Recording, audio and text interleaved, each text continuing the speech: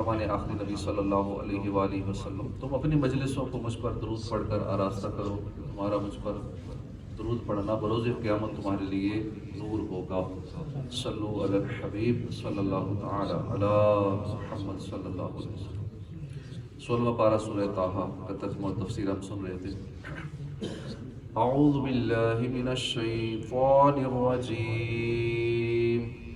بسم اللہ الرحمن الرحیم۔ افلم یہد لہم کم اہلکنا قبلہم من القرون یمشون فی مساکنہم ان فی ذلک لآیات لأولی النہی ولولا كلمة سبقت من ربك لكان لزاما وأجل مسمى فاصبر على ما يقولون وسبح بحمد ربك قبل طلوع الشمس وقبل غروبها ومن آناء الليل فسبح وأطراف النهار لعلك ترضى ولا تمدن عينيك إلى ما متعنا به أزواجا منهم زهرة الحياة الدنيا لنفتنهم فيه ورزق ربك خير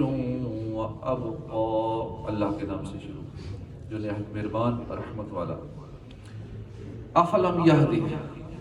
تو کیا ہدایت نہ دی، لہم ان کو، کم اہلکنا کتنی ہم نے ہلاک کر دی، قبلہم ان سے پہلے، من القرون قوموں میں سے، یمشونا یہ چلتے پھرتے تھے، فی مساکنہم ان کی رہائش گاہوں میں، ان فی ذالک بشک اس میں، لآیات ضرور نشانیاں ہیں، لأولی النہی عقل والوں کے لیے، ولولا اگر نہ ہوتی، اور اگر نہ ہوتی، کلمۃ ایک بات، سبقت پہلے گزر چکی، من ربک تیرے رب کی طرف سے، لکانا لزامن تو ضرور ہو جاتا، لازم لزامن لازم ہو جاتا، واجل مسمى اور ایک مقرر مدت نہ ہوتی، فاصبر تو تم صبر کرو، علامہ اس پر جو یقولون وہ کہتے ہیں، وسبح بحمد ربک سبح پاکی بیان کرتے رہو، بحمد ربک اپنے رب کی حمد کے ساتھ، قبل طلوع الشمس سورج طلوع ہونے سے پہلے، وقبل غروبها اور غروب ہونے سے پہلے، ومن آناء اللیل اور رات کی کچھ گھڑیوں میں، فسبح تو پاکی بیان کرو، واطراف النہار دن کے کناروں پر، لعلک ترضی تاکہ تم راضی ہو جاؤ۔ ترجمہ کنز العرفان۔ تو کیا انہیں اس بات نے ہدایت نہ دی کہ ہم نے ان سے پہلے کتنی قومیں ہلاک کر دی، جن کی رہائش گاہوں کی جگہوں پر، جن کی رہائش کی جگہوں پر یہ چلتے پھرتے ہیں، بے شک اس میں عقل والوں کے لیے نشانیاں ہیں۔ ارشاد فرمایا کہ کیا کفار قریش کو اس بات نے ہدایت نہ دی کہ ہم نے ان سے پہلے رسولوں کو نہ ماننے والی کتنی قومیں ہلاک کر دی، جن کی رہائش کی جگہوں میں یہ لوگ چلتے پھرتے ہیں اور اپنے سفروں میں ان کے علاقوں سے گزرتے ہیں، ان کی ہلاکت کی نشانیاں دیکھتے ہیں۔ بے شک سابقہ قوموں کو عذاب کے ذریعے ہلاک کر دینے میں ان عقل والوں کے لیے نشانیاں ہیں، جو عبرت حاصل کریں اور یہ سمجھ سکیں کہ انبیاء کرام علیہ السلام کی تکذیب اور ان کی مخالفت کا انجام برا ہے۔ ولولا کلمۃ اور اگر تمہارے رب کی طرف سے ایک بات پہلے طے نہ ہو چکی ہوتی اور ایک مقرر مدت نہ ہوتی تو ضرور عذاب انہیں لپیٹ لیتا۔ ارشاد فرمایا کہ اگر تمہارے رب کی طرف سے ایک بات پہلے طے نہ ہو چکی ہوتی کہ محمد صلی اللہ علیہ وآلہ وسلم کی امت دعوت کے عذاب میں قیامت تک تاخیر کی جائے گی اور سابقہ امتوں کی طرح جڑ سے اکھاڑ کر رکھ دینے والا عذاب ان پر نازل نہیں کیا جائے گا، اور قیامت کے دن ان کے عذاب کی ایک مقرر مدت نہ ہوتی تو ضرور عذاب انہیں دنیا ہی میں لپیٹ لیتا۔ اس سے معلوم ہوا کہ تاجدار رسالت صلی اللہ علیہ وآلہ وسلم کی امت میں سے جو لوگ آپ کو جھٹلائیں گے اور آپ پر ایمان نہ لائیں گے تو ان پر دنیا میں ویسا عذاب نہیں آئے گا جیسا پہلی قوموں پہ آیا، کہ ان کی تمام بستیاں نیست و نابود کر دی گئیں، بستیاں ہی تباہ و برباد کر دی گئیں، اور ان میں سے کوئی کافر زندہ نہ بچے۔ مفسرین نے ان کی چند وجوہات بیان کی ہیں کہ اللہ کے علم ہے کہ ان جھٹلانے والوں میں سے بعض کفار ایمان لے آئیں گے، اس لیے ویسا عذاب نازل نہ ہوگا۔ اللہ تعالیٰ جانتا ہے کہ ان جھٹلانے والوں کی نسل میں کچھ ایسے لوگ پیدا ہوں گے جو مسلمان ہو جائیں گے، اس لیے اگر ان پر عذاب نازل کر دیا جائے تو وہ لوگ بھی ہلاک ہو جائیں گے۔ بعض مفسرین کہتے ہیں کہ اس میں کوئی مصلحت پوشیدہ ہے جو اللہ ہی کو معلوم ہے۔ اللہ تعالیٰ مالک و مولا ہے، جسے چاہے عذاب دے، جسے چاہے اپنے فضل کی وجہ سے عذاب سے مستثنیٰ کر دے، وہ جو چاہے کرے۔ علامہ احمد صحابی فرماتے ہیں کہ بے شک اللہ تعالیٰ کے علم میں تھا کہ وہ اپنے حبیب صلی اللہ علیہ وآلہ وسلم کے اکرام کی وجہ سے ان کی امت سے عذاب عام کو مؤخر فرما دے گا، اور اگر یہ بات نہ ہوتی تو اس امت پر بھی ویسا ہی عذاب نازل ہوتا جیسا سابقہ امتوں پر نازل ہوا تھا۔ عذاب مؤخر کرنے کی ایک حکمت یہ ہے کہ جس نے اپنے کفر و معاصی سے توبہ کرنی ہے وہ توبہ کر لے، اور جس نے قائم رہنا ہے اس کی حجت ختم ہو جائے۔ لہٰذا ہر عقل مند مکلف کو چاہیے کہ وہ قرآن مجید کی نصیحتوں سے نصیحت حاصل کرے اور قادر و حکیم رب تعالیٰ سے ڈرے، اور اللہ تعالیٰ کی اطاعت کرنے اور اس کی بارگاہ میں سر تسلیم خم کرنے کی بھرپور کوشش کرے، اور انسان ہونے، اشرف المخلوقات ہونے اور تمام مصنوعات میں سب سے بہترین ہونے کے باوجود جمادات سے بھی برا نہ بنے، کہ قرآن پاک میں ہے کہ اللہ کے خوف سے تو پتھر بھی اپنی جگہ سے ہٹ جاتے ہیں، پتھر بھی اللہ کے خوف سے روتے ہیں۔ فاصبر علی ما یقولون وسبح بحمد ربک قبل طلوع الشمس وقبل غروبها، تو ان کی باتوں پر صبر کرو، اور سورج کے طلوع ہونے سے پہلے اور اس کے غروب ہونے سے پہلے اپنے رب کی حمد کے ساتھ اس کی پاکی بیان کرتے رہو، اور رات کی کچھ گھڑیوں میں اور دن کے کناروں پر بھی اللہ کی پاکی بیان کرو، اس امید پر کہ تم راضی ہو جاؤ۔ ارشاد فرمایا کہ اے حبیب صلی اللہ علیہ وآلہ وسلم، آپ کو جھٹلانے والوں سے عذاب مؤخر کر کے ہم نے انہیں مہلت دی ہے، اب اگر یہ اپنے کفر پر ہی قائم رہے تو ضرور عذاب میں مبتلا ہوں، اس لیے آپ ان کی دل آزار باتوں پر صبر کرتے رہیں یہاں تک کہ ان کے بارے میں کوئی حکم نازل ہو جائے۔ وَسَبِّحْ بِحَمْدِ رَبِّكَ، اور اپنے رب کی حمد کے ساتھ اس کی پاکی بیان کرتے رہو۔ یہاں سے سورج طلوع ہونے سے پہلے، غروب ہونے سے پہلے، رات کی کچھ گھڑیوں میں اور دن کے کناروں پر حمد کے ساتھ اللہ کی پاکی بیان کرنے کا حکم دیا گیا۔ سورج طلوع ہونے سے پہلے پاکی بیان کرنے سے مراد ہے نماز فجر ادا کرنا، سورج غروب ہونے سے پہلے پاکی بیان کرنے سے مراد ہے ظہر اور عصر کی نمازیں ادا کرنا، جو کہ دن کے دوسرے نصف سورج کے زوال اور غروب کے درمیان واقع ہے۔ رات کی کچھ گھڑیوں میں پاکی بیان کرنے سے مغرب اور عشاء کی نمازیں مراد ہے۔ دن کے کناروں میں پاکی بیان کرنے سے فجر اور مغرب کی نمازیں مراد ہے، اور یہاں تاکید کے طور پر ان نمازوں کی تکرار فرمائی ہے۔ بعض مفسرین سورج غروب ہونے سے پہلے سے نماز عصر اور دن کے کناروں سے نماز ظہر مراد لیتے ہیں۔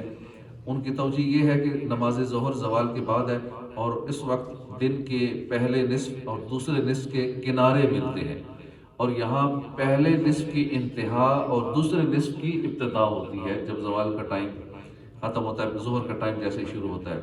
لعلک ترضی، اس امید پر کہ تم راضی ہو، تم راضی ہو جاؤ، یعنی اے حبیب صلی اللہ علیہ وآلہ وسلم، آپ ان اوقات میں اس امید پر اللہ کی تسبیح بیان کریں کہ آپ اللہ کے فضل و عطا اور اس کے انعام و اکرام سے راضی ہو جائیں، آپ کو امت کے حق میں شفیع بنا کر آپ کی شفاعت قبول فرمائے اور آپ کو راضی کرے۔ علامہ احمد صحابی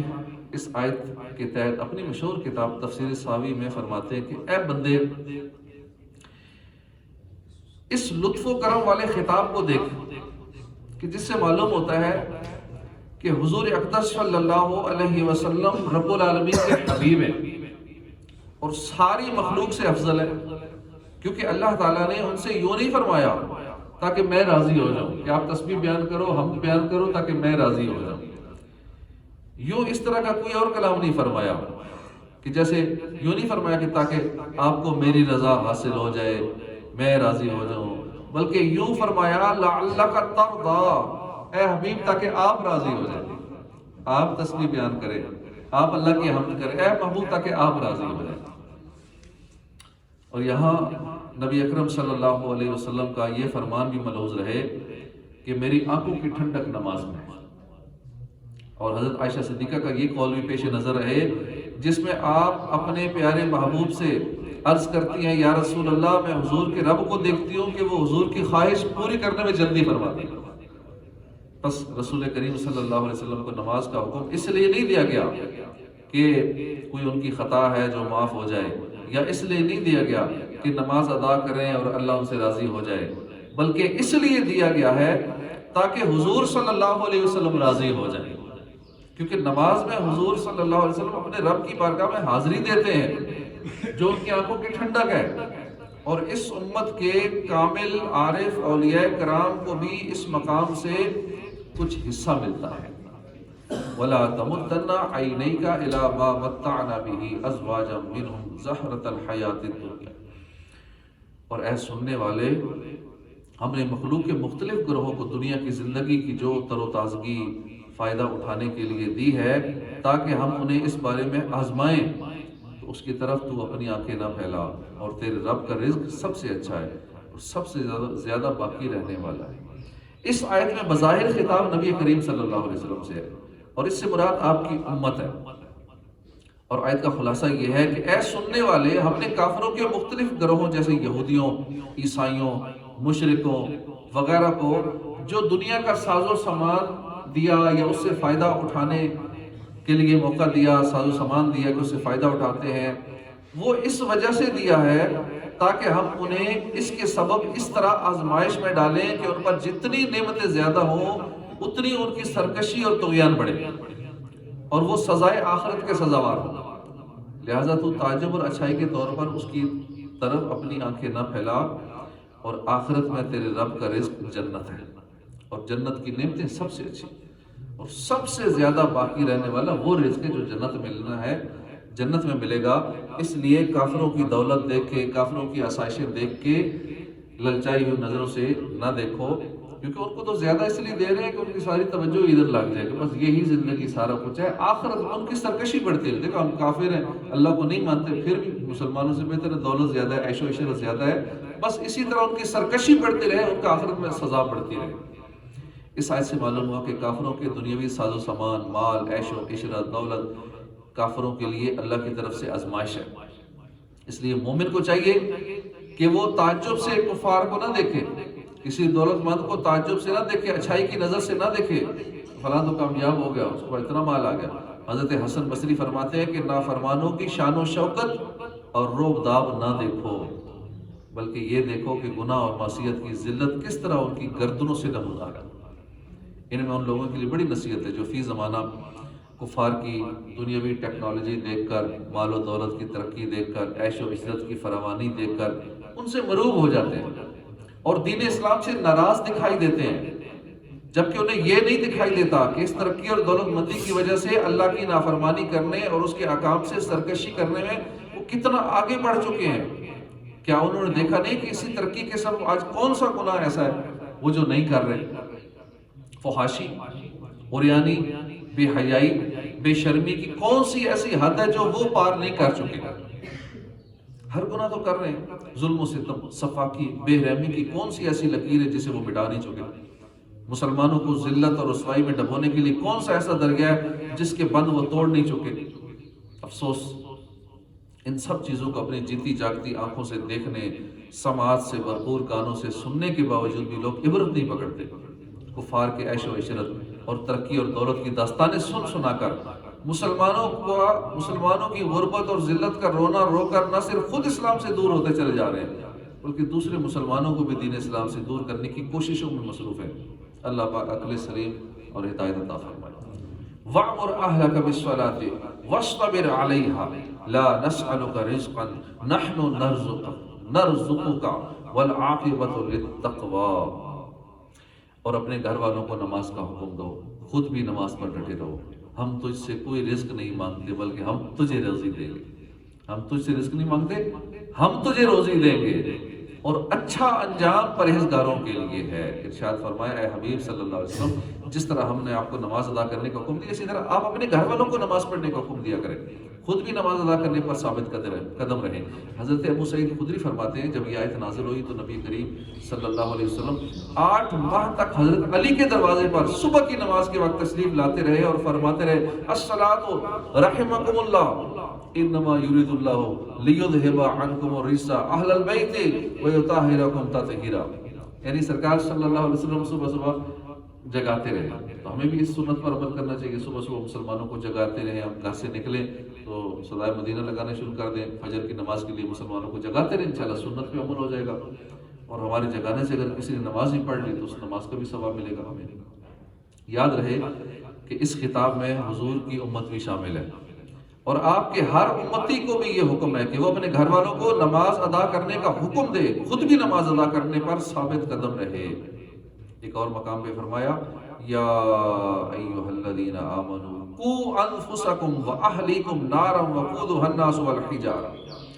علیہا ملائکۃ غلاظ شداد لا یعصون اللہ ما امرہم ویفعلون ما یؤمرون، اے ایمان والو اپنی جانوں اور اپنے گھر والوں کو اس آگ سے بچاؤ جس کا ایندھن آدمی اور پتھر ہے، اس پر سختی کرنے والے طاقتور فرشتے مقرر جو اللہ کے حکم کی نافرمانی نہیں کرتے، وہی کرتے ہیں جو انہیں حکم دیا جاتا ہے۔ افسوس فی زمانہ نماز کے معاملے میں مسلمانوں کا حال یہ ہے کہ گھر والے نمازیں چھوڑ دیں انہیں اس کی کوئی پرواہ نہیں، خود کی نمازیں ضائع ہو جائیں انہیں کوئی فکر نہیں، اور کوئی شخص نماز چھوڑنے پر انہیں اخروی حساب اور عذاب سے ڈرائے انہیں اس کا کوئی احساس نہیں۔ اللہ انہیں ہدایت عطا فرمائے، نہ صرف خود نمازیں ادا کرنے کی توفیق عطا فرمائے بلکہ اپنے گھر والوں کو بھی نمازی بنانے کی ہمت اور توفیق نصیب کرے۔ لا نسألک رزقا، ہم تجھ سے رزق نہیں مانگتے، ارشاد فرمایا ہم تجھ سے کوئی رزق نہیں مانگتے،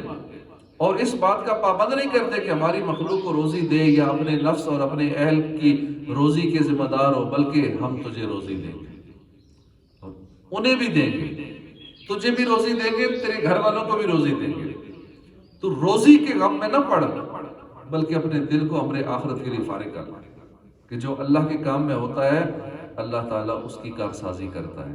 اور آخرت کا اچھا انجام پرہیزگاری اختیار کرنے والے کے لیے ہے۔ ہم جس ٹینشن میں پڑے ہمیں اس ٹینشن سے نجات دلائی جا رہی ہے کہ روزی کی ٹینشن نہ کر، ہم تجھے بھی ہم دے رہے ہیں، تیرے گھر والوں کو بھی ہم دے رہے ہیں۔ اب اس آیت سے معلوم ہوا کہ بندہ اس بات کا پابند ہے کہ وہ اللہ کی عبادت کرے، کسی کو روزی دینا اس کے ذمے نہیں ہے، بلکہ سب کو روزی دینے والی ذات یہ رب کائنات کی اللہ کی ذات ہے۔ اسی طرح ایک اور مقام پر فرمایا وما خلقت الجن والانس الا ليعبدون ما اريد منهم من رزق وما اريد ان يطعمون ان اللہ هو الرزاق ذو القوة المتین، اور میں نے جن اور آدمی اسی لیے بنائے کہ میری عبادت کریں، میں ان سے کچھ رزق نہیں مانگتا اور نہ یہ چاہتا ہوں کہ وہ مجھے کھلائیں، بے شک اللہ ہی بڑا رزق دینے والا ہے، قوت والا ہے، قدرت والا ہے۔ یاد رکھیں ان آیتوں کا منشا یہ نہیں کہ انسان کمانا چھوڑ دے، کیونکہ کمائی کرنے کا حکم قرآن و حدیث میں بہت جگہ آیا ہے، بلکہ منشا یہ ہے کہ بندہ کمائی کی فکر میں آخرت سے غافل نہ ہو جائے اور دنیا کمانے میں اتنا نہ مگن ہو جائے کہ حلال حرام کی تمیز نہ رہے، نماز چھوڑ دے، روزے چھوڑ دے، حج نہ کرے، زکوٰۃ سے غافل ہو جائے، اتنا کاروبار کے اندر بزی ہو جائے۔ کئی لوگ نظر آتے ہیں اتنا کما رہے ہیں کروڑوں اربوں روپے بینک میں پڑا ہے، حج کرنے کی توفیق نہیں، یوں ہی دنیا سے چلے جاتے ہیں، حج اور عمرے کی توفیق نہیں نصیب ہوتی۔ اسی طرح کتنے ہیں اتنے بزی ہوتے ہیں روزی میں کہ نماز تک قضا ہو جاتی ہے، جماعت چھوڑ دیتے ہیں، جو کہ جماعت واجب ہے، مسجد محلے کی مسجد میں نماز پڑھنا، قریبی مسجد میں نماز پڑھنا واجب ہے، لیکن اتنے اپنے کام کاج میں یا دیگر معاملات میں مصروف ہو جاتے ہیں کہ جماعت ہی نکل جاتی ہے یا اکثر کی تو نماز ہی نکل جاتی ہے۔ افسوس فی زمانہ مسلمان مال کمانے میں اس قدر مگن ہو چکے ہیں کہ صبح و شام دن رات اسی میں سرگرداں ہیں، اور ان کے پاس اتنی فرصت نہیں ہے کہ اللہ کی بارگاہ میں سجدہ ریز ہو سکے اور اس خالق و مالک کو یاد کر سکیں جو حقیقی روزی دینے والا ہے۔ اور اتنی محنت اور کوشش کے باوجود ان کا جو معاشی حال ہے وہ سب کے سامنے۔ آج ہر کوئی رزق کی کمی، مہنگائی، بیماری، پورا نہیں پڑتا، اس کا رونا رو رہا ہے۔ اے کاش مسلمان رزق حاصل کرنے کے لیے کوشش کرنے کے ساتھ ساتھ اس ذمہ داری کو بھی پورا کرتے جو اللہ نے ان پر لازم کی ہے، تو آج ان کا حال اس سے بہت مختلف ہوتا ہے۔ حضرت انس رضی اللہ عنہ سے روایت ہے، تاجدار رسالت صلی اللہ علیہ وسلم نے فرمایا، جسے آخرت کی فکر ہو اللہ تعالیٰ اس کا دل غنی کر دیتا ہے، اس کے بکھرے ہوئے کاموں کو جمع کر دیتا ہے، دنیا اس کے پاس ذلیل ہو کر آتی ہے۔ اور جسے دنیا کی فکر ہو اللہ تعالیٰ محتاجی اس کی دونوں آنکھوں کے سامنے کر دیتا ہے،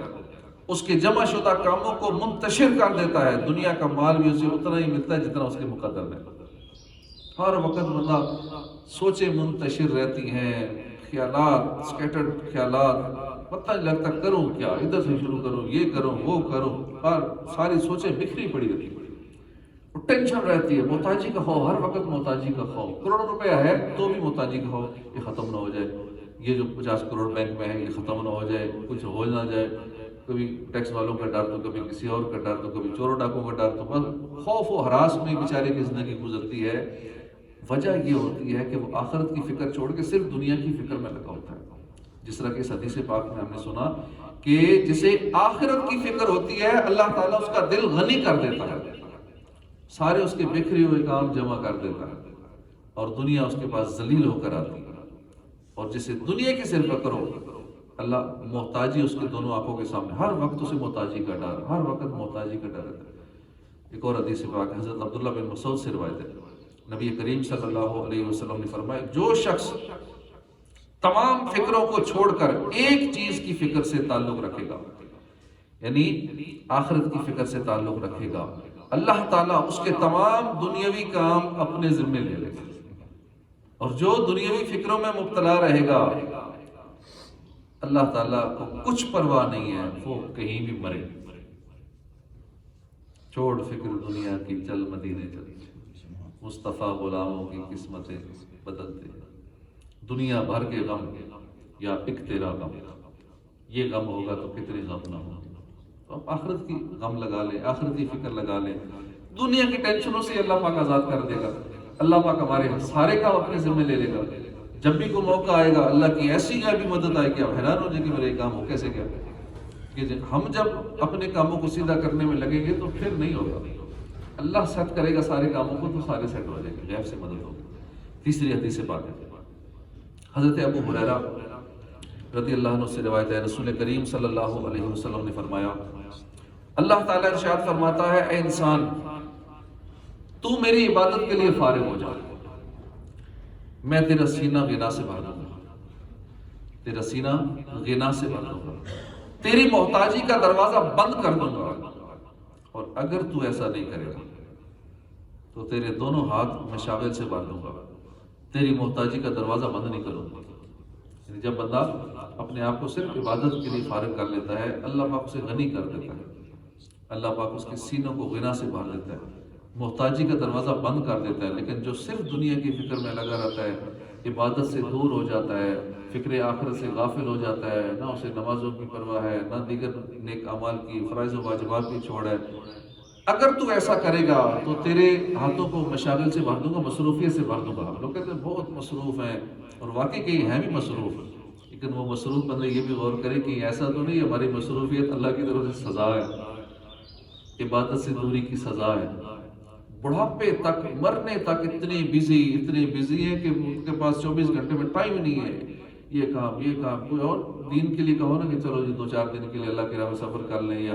کسی نیک اجتماع میں بیٹھ جائے، درس و بیان میں بیٹھ جائے، ٹائم ہی نہیں ہے بیٹھنے کا، بہت مصروف ہے، ابھی ادھر جانا ہے، ابھی فجر پڑھنی ہے، فوراً نکلنا ہوتا ہے، ٹائم ہی نہیں، درس میں بیٹھ جائیں گے 10-15 منٹ تو اگلا شیڈول سارا ڈسٹرب ہو جائے گا۔ اتنے سارا دن بزی ہیں کہ کیونکہ نمازیں چلی جاتی ہیں اس مصروفیت میں، اتنے کاروبار میں بزی ہیں، اپنے جاب میں، دیگر معاملات میں، گھر میں بالفرض فارغ بھی ہے نا، آن لائن ہی کام کر رہے ہیں، بالفرض فزیکلی باہر جا کے کچھ نہیں کر رہے، اس کے باوجود بھی اتنے بزی ہیں۔